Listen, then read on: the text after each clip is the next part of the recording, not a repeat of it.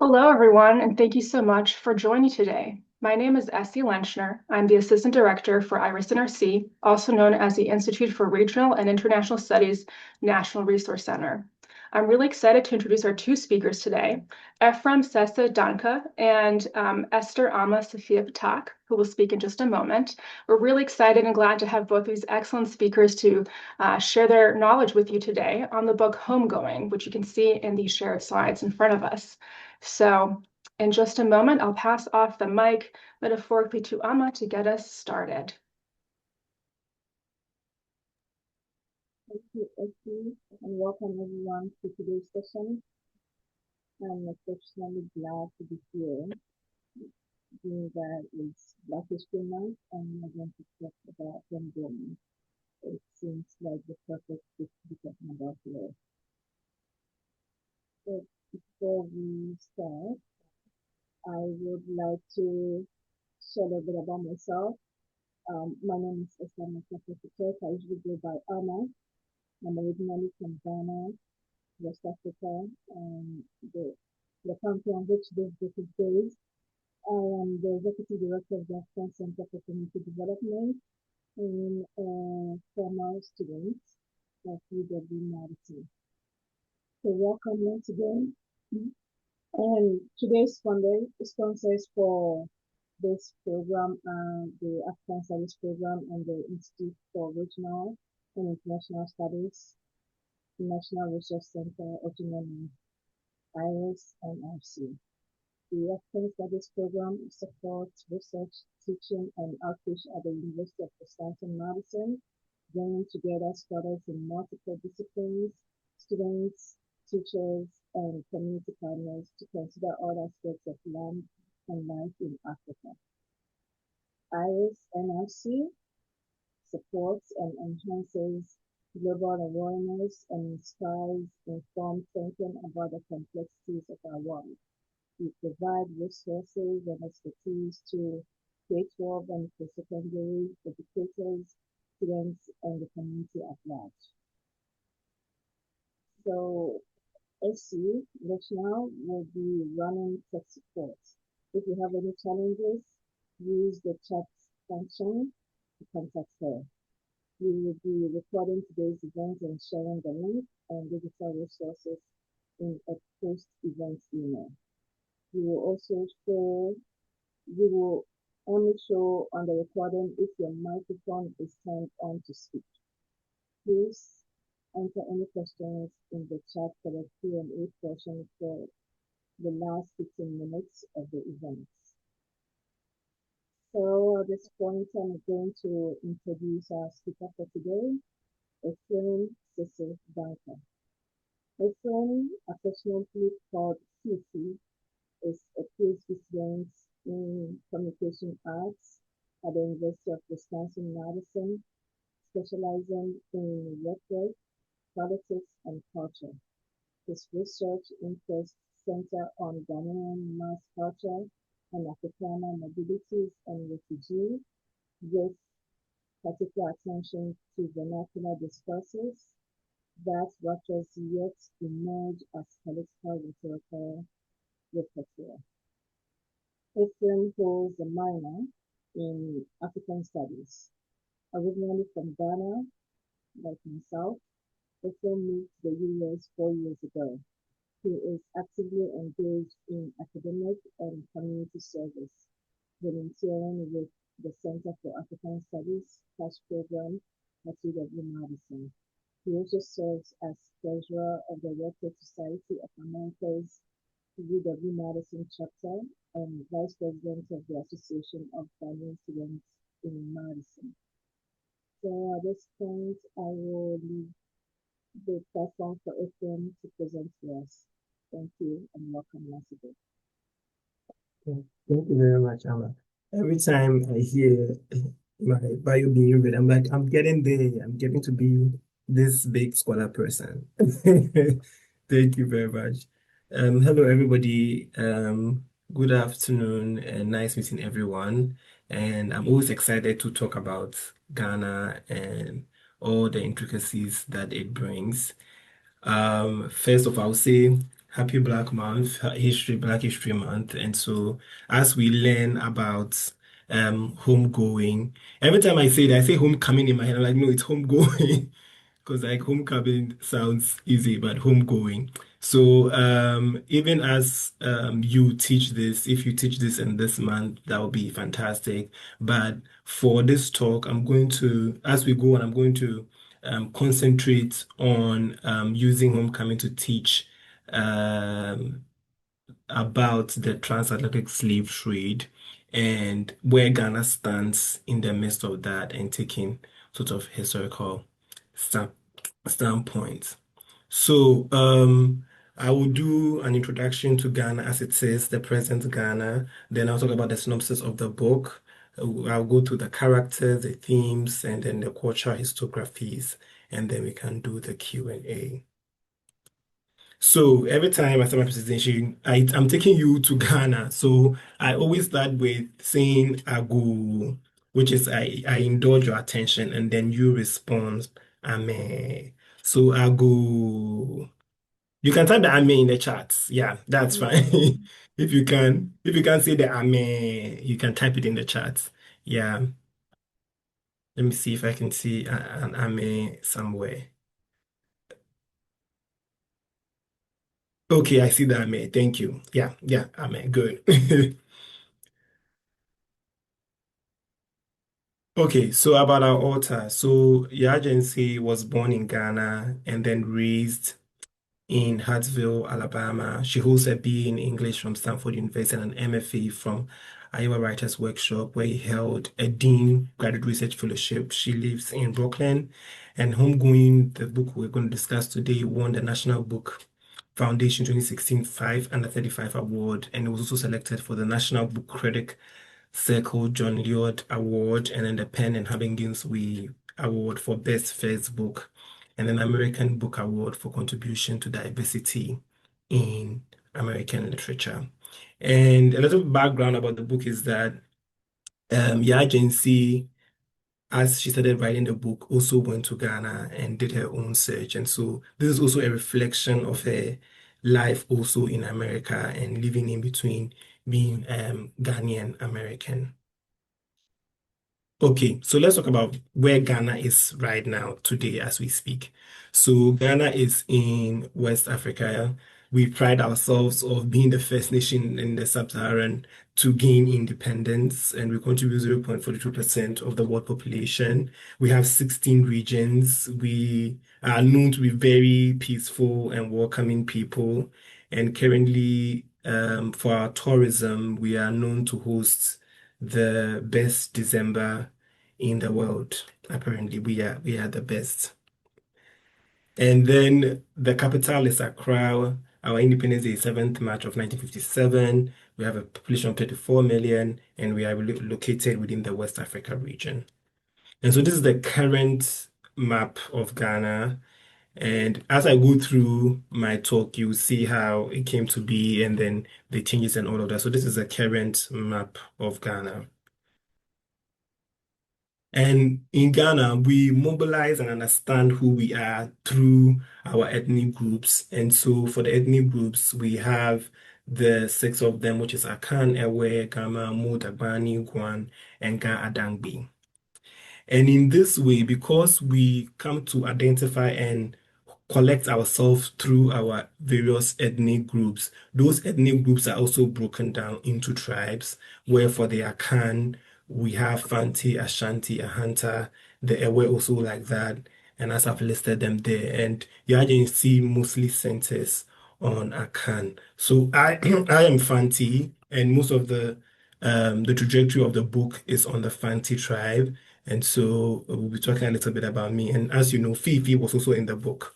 So I have come back. I have come from the book to explain and stuff. Okay, so ethnic group identity and social praxis. And so because we identify ourselves through these ethnic groups, so for example, I use the example of Akan as an ethnic group, and I am Fanti, which is my tribe.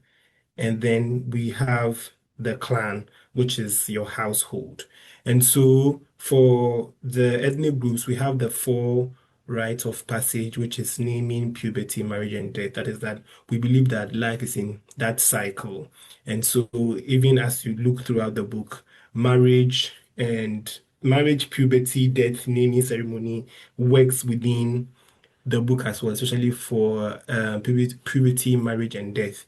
We see it very much alive in the book, and as Yagency puts it. So the synopsis. So spanning three continents and 8 generations, the agency critically acclaimed debut novel Homecoming begins with two Ghanaian sisters in the 18th century whose parallel yet divergent lives, that is, one stays in the Gold Coast and becomes a wealthy trader's wife. One is sold into slavery and sent to America. The novel follows the lives of their descendants from Ghana's beaches to the plantation of Mississippi, the American Civil War to the Jazz Age Harlem, offering an essential examination of power, privilege, memory, and legacy. So the book then sits in the context of Fante Confederacy and Ashanti Kingdom. Most of the time, people will say pre-colonial, but I think that when we use the word pre-colonial, we deny these ethnic groups their own civilizations, because using the term pre-colonial then immediately erases who they were. And so here I'm using the Fante Confederacy or the micronations of the Fante, which I'll explain, and then the Asante Kingdom. We have slavery and colonization, post-colonial Ghana, the racialized terror and the governance of Black life in America, and the diasporic landscape of memory in Ghana and the United States. Then for the characters, we have Efia, Esi, Ness, Kojo H, Query, James, Willie, Yao, Sony, Willie, Majori, and Marcus. And these are our major characters. And then for the theme, we have the meaning of freedom, the nature of home, Africana womanhood and gendered vulnerability, voice, silence, and storytelling. So for the theme, I'm going to sort of merge them together because of time. So in Homegoing, the agency uses a recurring symbol to trace heritage, separation, and intergenerational trauma across the two lineages that descend from the sisters, Efia and Esi. Central among these is the black stone given by Mami to each daughter as a material link to ancestry. And here, as I spoke about, the process of puberty. And so when girls are transitioning into womanhood, their mother trains them in the way of being a wife and a mother. And in that training, that going away into womanhood, most of the time they are adored with gifts from friends and family. And so the mother's way of doing that was to give them that pendant. So a fierce stone is fashioned into a pendant and passed down through generations, becoming a fragile but an enduring marker of familial and cultural continuity. AC, by contrast, loses her stone in the dungeon on the day that she's shipped into slavery. It loses its symbolism as a violent rupture of lineage, homeland, and memory that defined her lineage experiences in America. Yet the stone's symbolic power persists across time, accumulating in the move when Marjorie passes it to Marcus, briefly restoring a broken connection between the two lines. Giyasi further structures the novel through the opposing element of fire and water, which comes to represent lineage and separation. Efia's descendants are marked by fire, beginning with the blaze set by Mami on the night of Efia's birth and continuing through Equia's dramatic act of burning her home. Fire becomes a sign of inherited violence and a haunting memory. Ace's lineage, by construct, is shaped by water, the Middle Passage, the ocean that separates Africa from the Americas, and the recurring fear of water among her descendants. Water symbolizes forced movement, loss, and the severing of familiar bonds. In this way, freedom is attached to untangling all these years of struggle and disconnection. We then come to examine the nature of home as a contentious site of resistance, healing, and remaking what is lost and what can be found through retracing the family as a place of understanding, tracing the family as a place for understanding, belonging, and acceptance. Across both lines, these symbols register intergenerational trauma. The suffering initiated by the capture, the displacement, and complexity reverberates through successive generations, shaping identities, fear, and relationship long after the original violence has passed. Together, these motifs reveal that slavery not as a close historical event, but as an ongoing inheritance.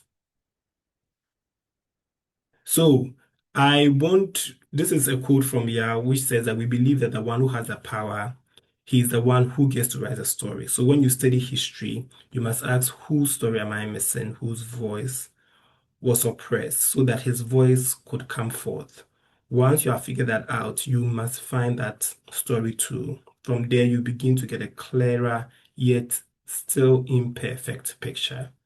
And so what I want to do today is to demonstrate not only geographically but historically and conceptually, to ask how the Fanti Confederacy and Ashanti Kingdom, then to Gold Coast, became this central node in the Atlantic slave trade, and how slavery functioned within the Akan political and social system, and how these stories continue to reverberate across the African diaspora. As I don't know if most of you know, but the current Ghana has 9 major slave trade routes.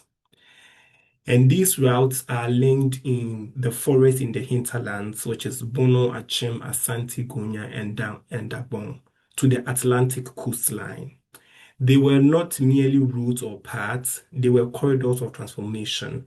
Along them, people were separated from their kin, stripped of social identity, and violently reconstituted as commodities. And so when I was preparing this presentation and as I read the book, one of the things that I was asking is, if I'm a high school student, what will I ask about this book? What is the narrative that I can pinpoint to, and to also address? There's a lot of misconceptions about indigenous Akan slavery system.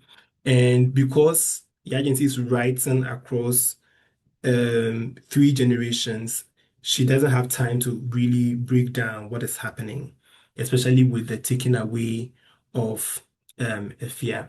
So the map that you see is the Fanti nation, the Fanti micronations, which when they come together is a Fanti confederacy.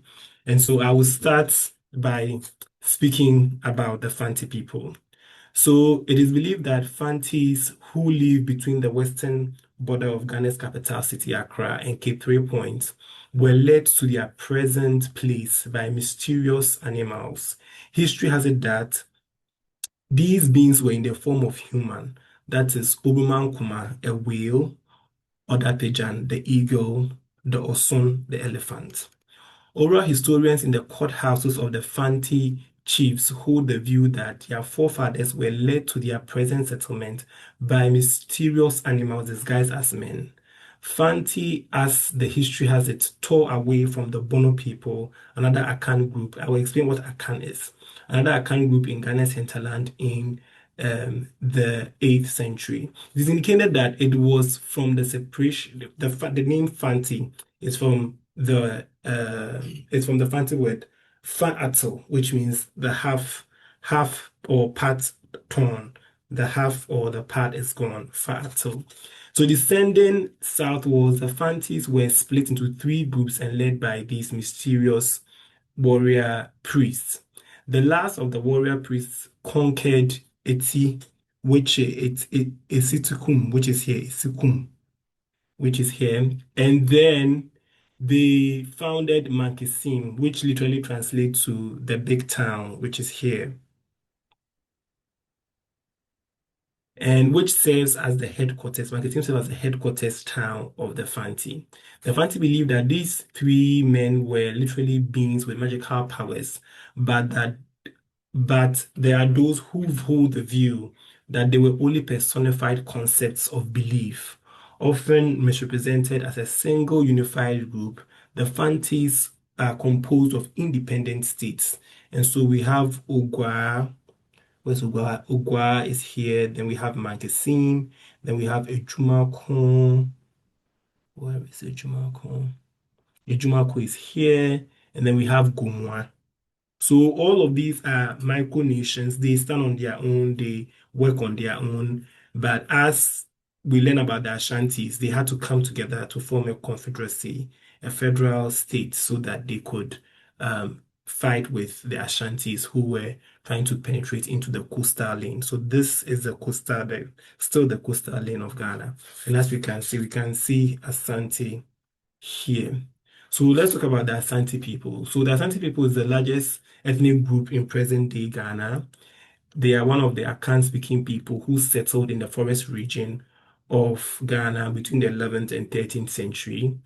The separate Asante chiefdoms were united by Osei Tutu in 1670, and in 1696 he took the title of Asantehene and focused on the Asante Empire. This nation then rapidly became more powerful by forming alliances with neighboring people, leading to the formation of the Ashanti Union around the 12th century. He built a capital, Kumasi, and then created the legend of the golden stool to legitimize his rule. The throne then became the symbol of the Ashanti authority. By 1750, the Ashanti Empire was the largest and most powerful state in the region. The empire's wealth and prosperity was based on mining and trading in gold and slaves. The Ashanti also became the famous for wood carving, furniture, and kente. And then the Ashantis were in constant battle with the Fanti states, and eventually when the colonialist British came in, they exiled Nana Prempeh I in 1896, and then Yas Antua was also defeated, and then in 1902, the Ashanti became part of the Gold Coast. So this is Ashanti as it is. They come together to form a monarchy, and then the Fantis do confederacy. Okay, so there's a lot of the term Akan, and so who are the Akans? So the Akan region occupies a large area of central southern Ghana and the southeastern quarters of Côte d'Ivoire, expanding from the Atlantic coast through forest areas of West Africa and as far northward as the transition belt with Savannah, while to the east and delimited by the course of the Volta and the Banama rivers. The Akans there are differences, but there's more of similarities. Their major similarity is the matrilineal lineage of inheritance, where we see that if the agency is using two women to describe and to talk about the story. This is because the Akan group, which the Fantis and Ashantis, when they are classified based on a lot of their similarities, we call them Akan, they inherit from their mother's side. That means that if I get married, I have to take care of my sister's kids. They are my responsibility, and they will inherit my stuff. And so both of us do that. And so the woman then becomes the foundation of the family system. However, as I described in the theme, even though that is like the basis of inheritance for the Akan people, there's a lot of gender vulnerability for women because even though they claim that they are the foundation of the family, they are not given as much resource and power within the kingdom. So we share matrilineal lineage. We also share material culture, including an indigenous instruments. The difference majorly being that the Ashanti is a monarchy with one leader on top, and the Fanti has their own leaders. They come together as and when they see fit. Spirituality too is different with African, with their indigenous religion is different for the two ethnic groups. And then the language has a dialectic difference. There's a lot of difference in how certain words are pronounced due to colonization with the Fantis, who sort of imported a lot of languages and mixed it up with their indigenous language. But both of the Fanti, the Ashanti, both do the Putu-Anu branch of the Kwa language family. Okay, so this is the Gold Coast, and this is what the agency refers to a lot. Now, before the capture of Ashanti in 1901, all of this, the Gold Coast then started with the Fanti state, and they called it the Gold Coast because it had a lot of gold, and so most of the colonies were named by the resources that they had, and so the Fantis went in agreement with the British imperialist power for partnership. That is arms dealing, arms for battle against the Ashanti, and opportunities for social mobility. Now, the Atlantic capitalism and transformation of slavery. So in the early 1500s, slave trade was going on, especially with the Arabs and the Spanish, by where they brought in a lot of Africans for labor. But European contacts in the region, in amongst the Fantis, was already embedded in regional and trans-Saharan slave trade network. So gold mining in the forest belts fueled domestic demographic growth, agriculture expansion, political centralization. And so because most of the time people see the Atlantic slave trade as like this linear thing. However, scholars have said that we should understand it with as a multiple forms with local people, with the colonialist power, and with individuals who benefited from it directly and indirectly. So in the Akan world, enslavement was typically the result of war, judicial punishment, or debt. Importantly, slavery was not a single unidentified condition. Akan societies distinguished among themselves various categories of slavery. So we had Achere, which is a prisoner of war. We had Awa, which is a pawn held for debt. We have Akwa, which is a subject or an assistant. We have Dom, which is a captive, and we have Odonko, which is a person that is brought and sold as a commodity. Now, when these states existed, the Fanti Confederacy and the Ashanti Kingdom, they did not see themselves as Akan. Neither did they see themselves as African, because that did not exist for them. What existed was to be among your own kinship and to have similarity in language and in culture. And so whenever they had constant battles. So whenever they had these battles, those that they would capture then became the prisoners of war. And based on how far you were from their culture, you went down the slave category. And so a same Fanti state could go into one of the villages of another Fanti state and and enslave some of the people. These people can become Akwa, which is a subject or an assistant, or mostly Akwa. They will be a subject or assistant because they know them, and then they have not know them, they have familiarity in culture with them, so they will come and be their subject or their assistant. There could also be people who owed people in the same nation state, micronation, which will be Dawa, where you put somebody in place of the debt, and so when they pay the debt, then they are let off.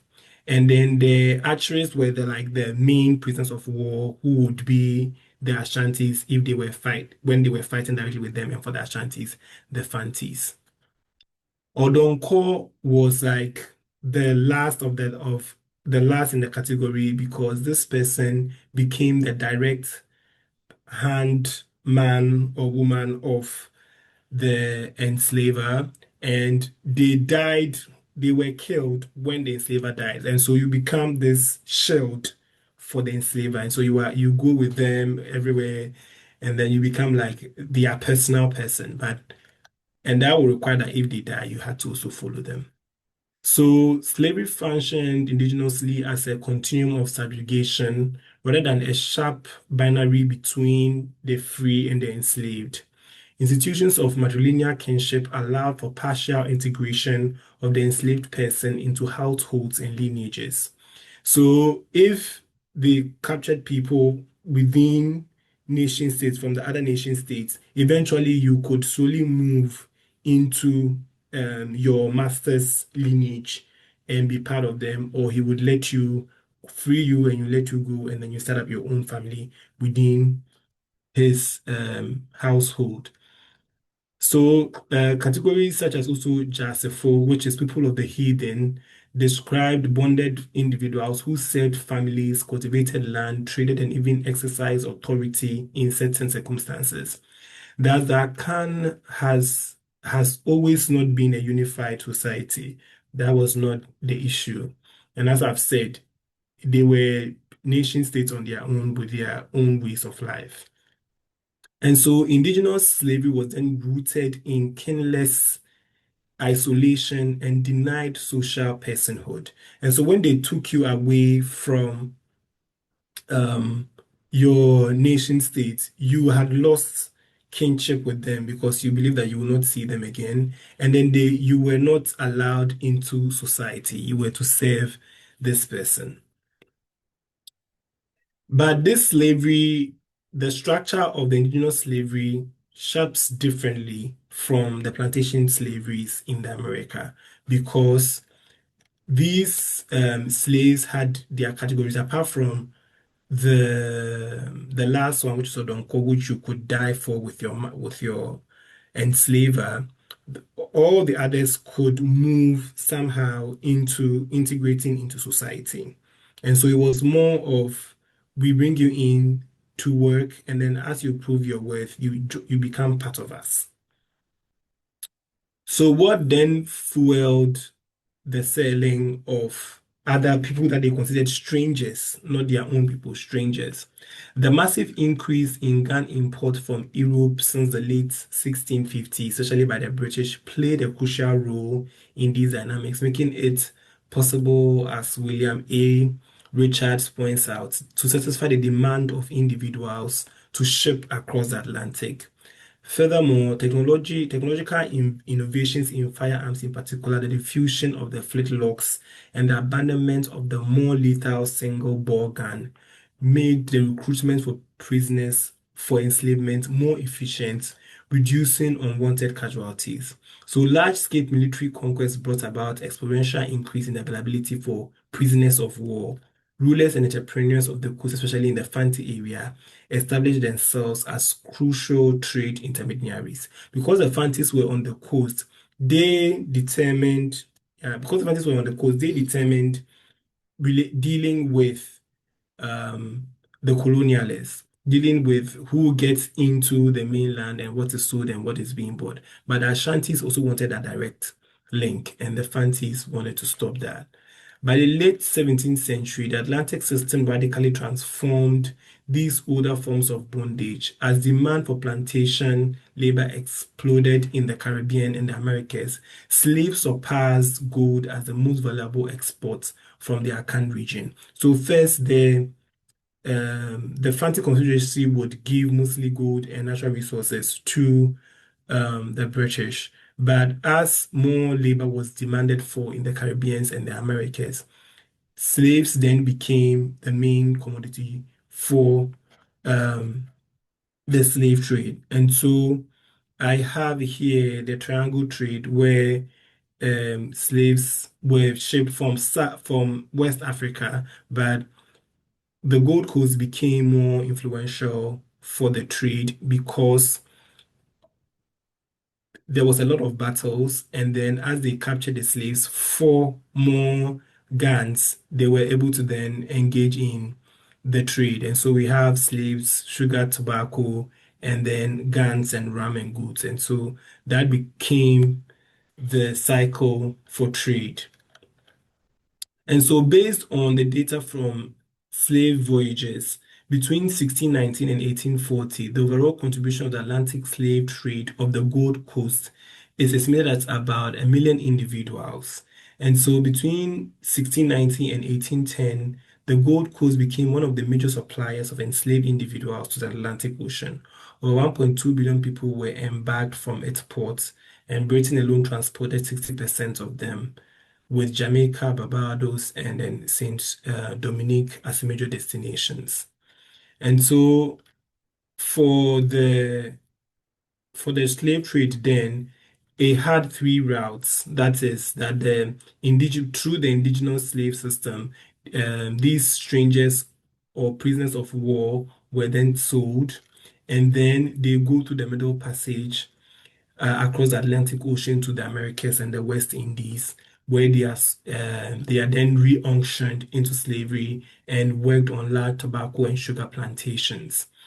And from 1619 to 1860, we would then see that more of these ships coming to the Gold Coast and transporting these individuals. And then the last route would be the distribution in the Americas, where we had slave auctions in large cities like New York, New York and Alabama. So this is the dungeon that most of the slave trade happened. This is the Cape Coast Castle. Now, unlike the Elmina Castle, originally built by the Portuguese to store goods, the Cape Coast Castle was designed by the British to warehouse people. Its slave pens were built underground. So when you enter the castle, even today, so for most African Americans, they call it a dungeon. But in Ghana, we call it the Cape Coast Castle. When you go into the castle, this is the castle. All the dungeons are beneath it. You cannot see it when you enter like this. So even when you enter, you can't see it. It is beneath all these buildings.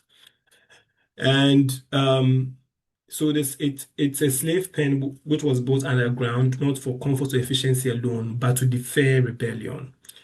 And French trader John Barrot in 1681 says that the Cape Coast Castle looked very fine from the sea, but its notable feature then lied beneath, as I have spoken about. So from the late 15th century onward, European powers, the Portuguese, the Dutch, the English, the French, the Danes, the Swedes, the Brandenburgers constructed more than 50 forts and castles along the coast.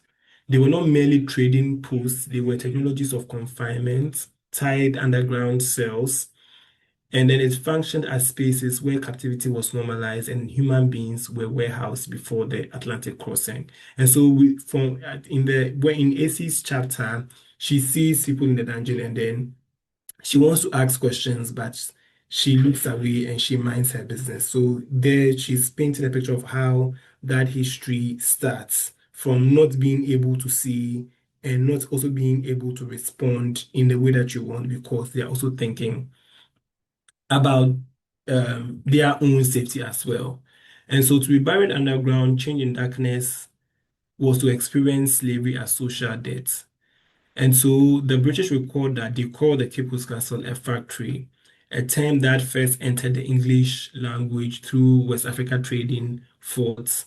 In this sense, the dungeon was imagined as a boom, a place where raw human material was transformed into a commodity to fit for export. And in the book, she speaks about the door of no return, which I have here. And so this when the slaves were transported, now they've changed it to the door of return, but then it was a door of no return. So when you walk through the door, you knew that you would never come back. And that was the story until post-colonial Ghana. Now, in 1821, the British formally established the Gold Coast Colony, the seat of colonial government that was formed, that was housed in former slave castles. The same buildings that one confined captives later hosted governors, clerks, and legislators. And so this map becomes then Ghana fighting in between the colonialist and finding independence. And so this is what Ghana looked like before independence completely. And so even with the Gold Coast intellectuals, so as the British established themselves, they started schools, and these individuals who went to these schools were sent to Britain, and then they came back to work within the British system. So individuals such as Saba, Hayford were less concerned with dismantling colonial rule rather than making it more effective and racially just. And so this has then brought this synthesizing of craftsmen, a hybrid modernity that defended African institutions against European prejudice.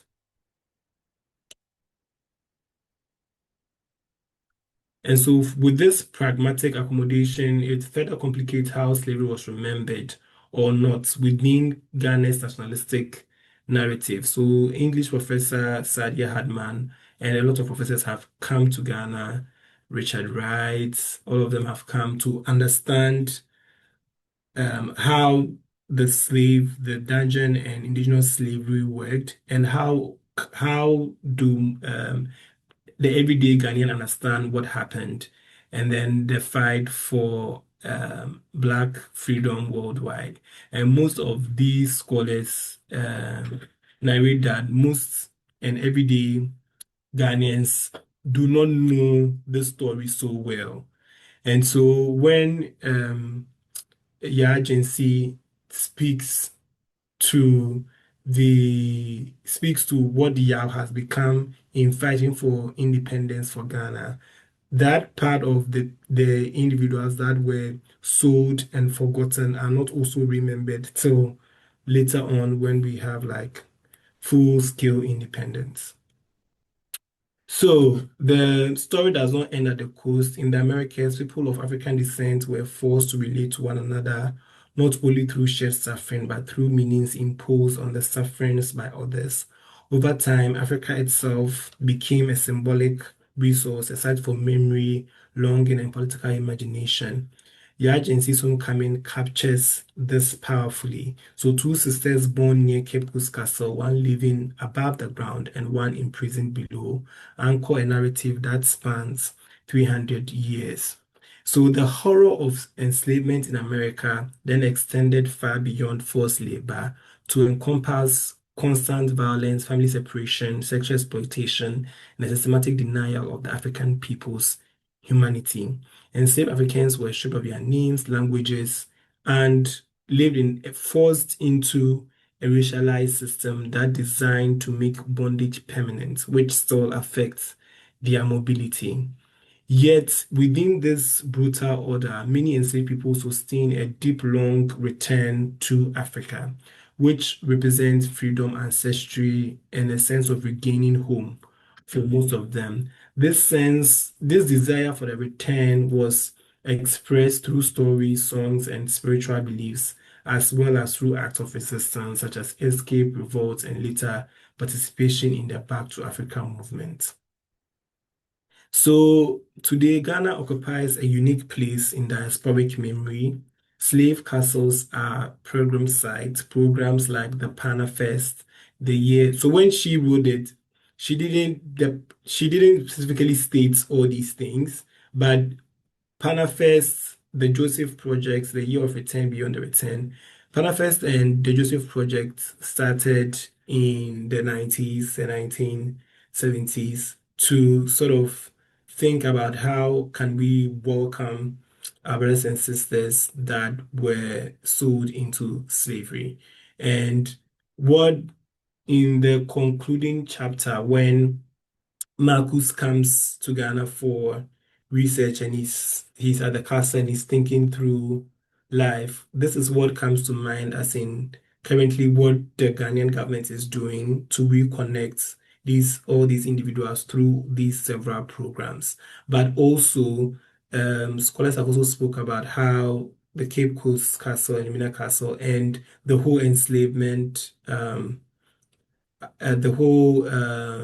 the Atlantic slave trade has been commodified into people coming and then not really appreciating what happened, but the Ghanaian government using it as a tool for tourism instead of as a tool for reconnection and healing, and to bring the African diaspora and then the African at home together.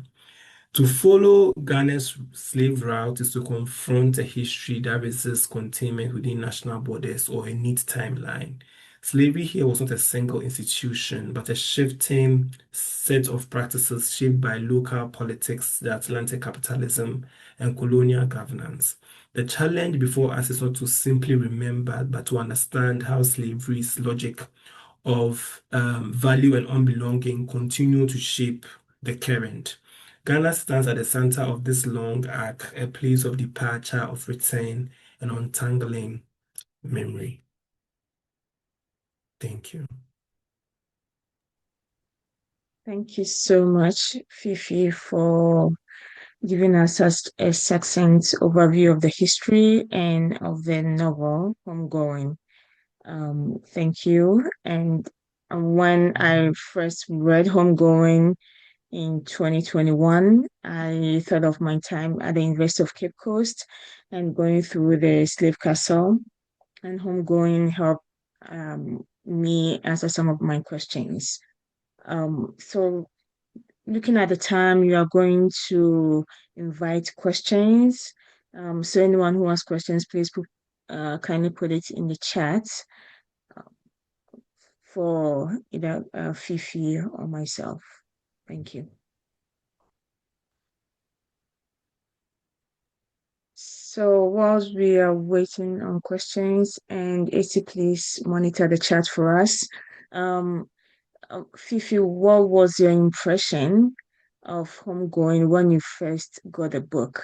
Being from Ghana, I didn't understand why and how we didn't get to know all this history.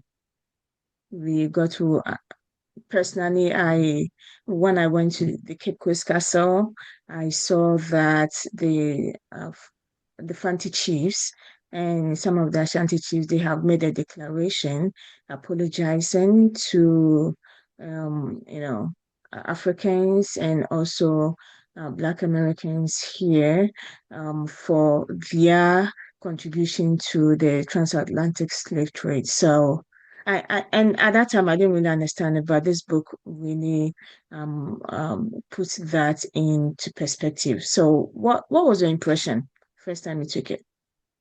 Yeah, so the first time I read it was in I think 2 or 3 years ago, and then I had to read it again. So reading it again, right now, my research is into African Americans moving to Ghana to settle permanently. And so what this book does for me is to also understand, especially if I'm thinking about an African American picking it up, there's a lot of gaps in how she addresses certain things. Although it's a book, I mean, she can't write everything, but for me, it's just a good place to start to think about connecting Africa and the African diaspora, because apart from this like book written in fiction, there's not a lot that sort of does that work of trying to connect these two, starting from a particular tribe, especially with their accounts, and then digesting it from the two women, Ifya and Essie, and how because of the slave trade, their lives completely change in these two ways, and especially also with dealing with intergenerational trauma, that even though Casey's children were in Ghana, they also had things to deal with. And then Ife's children also had things being forced into slavery in the United States, also had things to deal with. And so it's a good place, for me, it's a good place to think about how we can come together and reconnect and understand what has happened. As you said, there has been apologies from the last president and from the chiefs on what happened. But I think that as people come into Ghana right now with the year of return and then beyond the return, that the focus should be more on sitting down and finding ways to heal than just to come and see the dungeons. And yeah. Thank you. And I see a question from William. I teach this novel to ninth grade students in a global education program and currently pair it with excerpts from Spectacle, The Astonishing Life of Ota Benga, and the documentary of God Grew Tired of Us. Do any other resources come to mind to consider for future use to expand my students' worldviews? Yes, I'm going to give like 3 readings, like general articles to AC when I'm done, and then I think she'll share it across. Yeah, so that he can, yeah, better. Especially, I think about kids reading this and be like, oh, they came to AC and then they grabbed AC and then they sold AC. That's like how I imagine kids reading, like, why did they do this?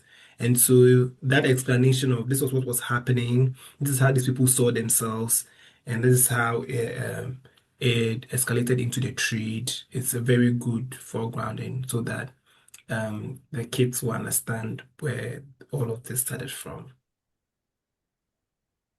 And any other questions, please feel free to put it in the chat. Whilst waiting, I have another question for you, Ephraim. In the book, I see Ness, AC's, AC and Ness trying to preserve their language. So AC will speak language, to her daughter, but she gets punished for that. And I remember when I was younger, in schools, we will see on the walls, it's written, do not speak vernacular, which means do not speak your indigenous language, Twi, Fanti, or any other language. And it will be written in bold letters, and also on another part of the wall, it says speak English only. So, and if you were caught speaking your language, you'd be punished. So, when I read about Ness and Essie and the mom trying to speak her language to the daughter as a slave in the US and her being punished, it resonated with how we were also treated when we were younger to keep speaking English at school and being punished for speaking our language. How did that resonate with you?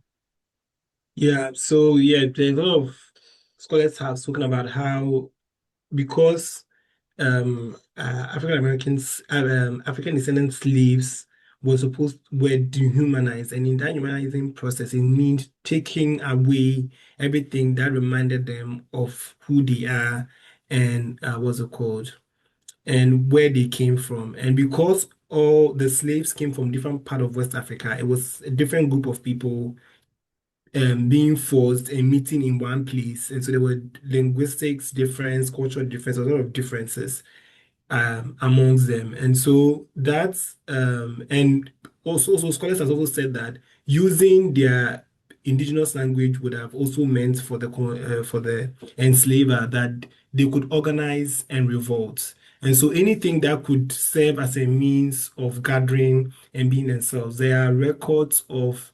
So most slaves from the Gold Coast were called the Costa Mina slaves, and a lot of writings on and slaves from the Gold Coast shows that they were people who were leading a lot of revolts in a lot of the plantations and also in Jamaica. And so, and they were able to do that because they sent like a chunk of a group of Gold Coasters to one place, and so they could organize. So taking away language, taking away culture, and implanting that they were not human and that they were just meant to work was part of the process of taking away that culture away. And so, being that if they were able to keep that culture, then it means they could have continued to fight, and then all those revolts would be ongoing. And so, it's just stripping away of how they identify themselves.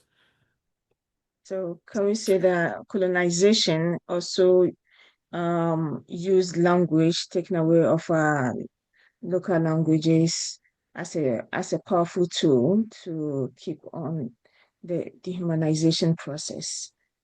Okay. Yes, for especially among the Fanti. So there's also another paper on the ranks and classes of the Ashanti and the Fanti. So especially among the Fanti people, because they were directly trading with the Europeans and they allowed the castles to be built along their coast, they had mobility through that. And so Fanti chiefs will send their children into the slave castles, and then they will be given English education and Christianity. And then when they were adults, they will become priests or they will sent to London, and then they will educate themselves. And so most of them returned. Some returned and also became slave, what's it called? Selling of slaves. They were engaged in the business of the Atlantic slave trade, and others also started like what's his name? Uh, Kofi Setre. Others also came and started the decolonization process of this is who we are, we will abide by our customs. But for most of them, they saw themselves more British, and that is when what's it called?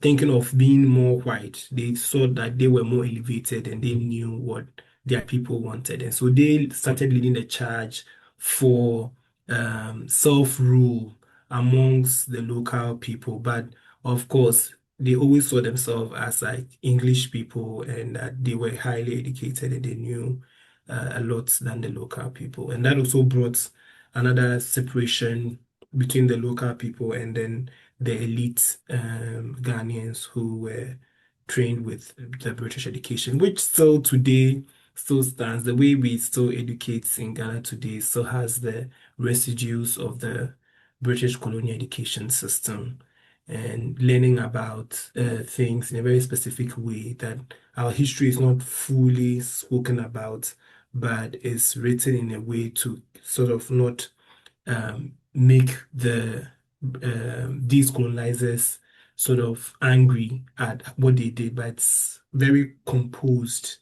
in a way that we don't see the harm that has happened over time. Thank you. I see a question here. Let me go up slightly. So there's a question. I teach in my Spanish class the book North to Paradise, and there's the Spanish version by Usman Umar from Ghana. And I was wondering how to complete their perspective about Ghana. I think this book can be a great option. Will you be willing to share your slideshow to use it as a resource with my students as well? Yes, everything, yeah, it will be given to Essie and then she would do the distribution. Yes, yes. Awesome. And then another question. Thanks for your insights, Ephraim. I have two questions. How does the novel depict slavery's enduring impact on families and communities? And second question, how are trauma and memories passed down through generations, even when characters do not know their full family history? Yeah, so for the first question, how does the novel depict slavery and their impact on? So it moves, she does, because of the family tree thing.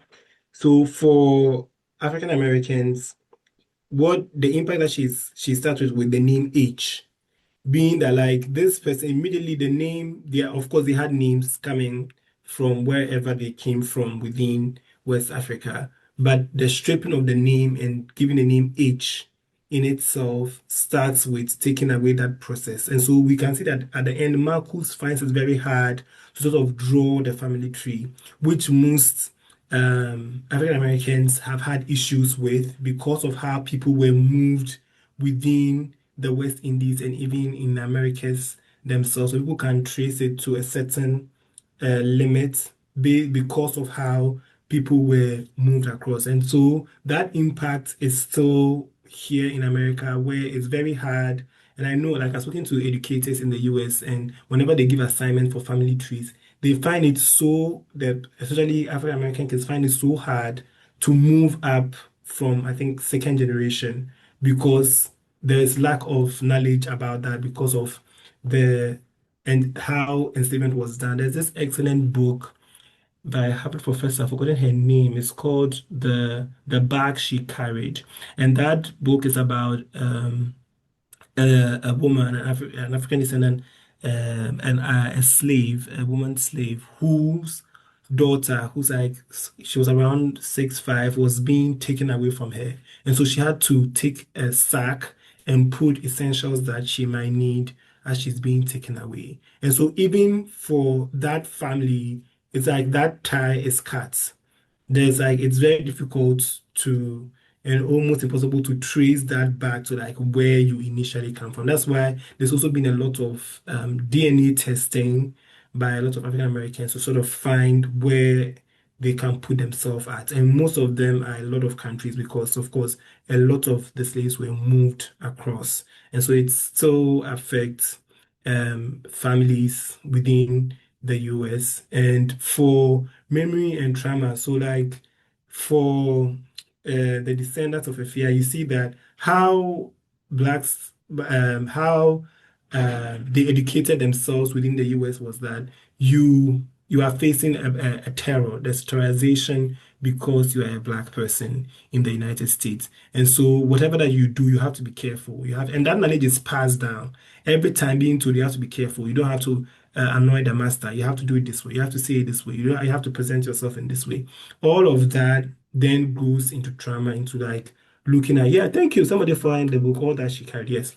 All of that, all of those sort of training, and even in the current dispensation of police brutality from the Jim Crow era, always being told like this is how you must approach the police, this is how you must approach white people. This is how you live a life which is very, very, very caged, and you don't fully get to express yourself in a certain way because you always must behave in a certain way. And if it goes out, then it comes into the stereotype of you are being too angry or you are taking the thing out of context. But I always tell people that this is people's lived experience and they have to go through that every time. I always tell people Ghana gained independence in 1957. And when my great ancestors were cheering on and making all the noise at the Independence Day, African Americans in America were facing Jim Crow.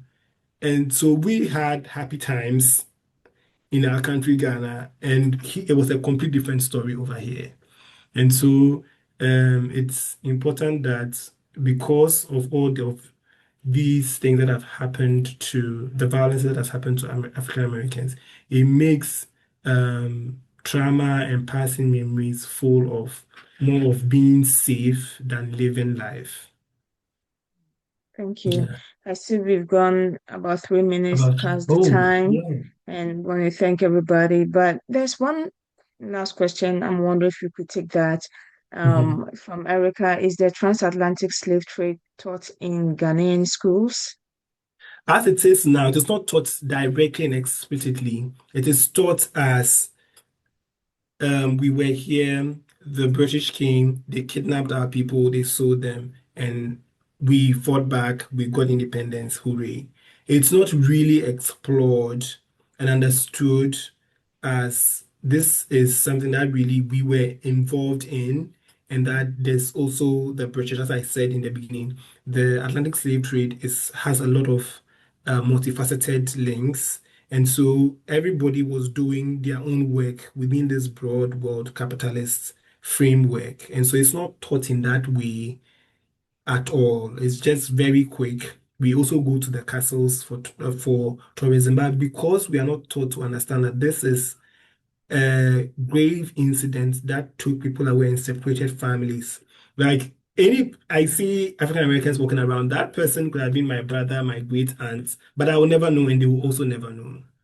So it doesn't only go against them, it's also for us. People have also lost family and ties through that as well. And so it's not taught directly, it's just very fast. And yeah, generally, even for a lot of knowledge on colonialism, it's taught in a very fast-paced manner of we did this, the British came, we were victimized, bam, we were able to free ourselves. Okay. And so it's very celebratory instead of like really listening and going through what happened. Yeah, no, that it's interesting how sometimes the history taught in schools are divorced from the reality and of how forefathers also contributed to slavery. So thank you so much for the questions. Thank you for sticking with us after 5 minutes before past the time. And I'll hand it over to AC if there's any other announcements.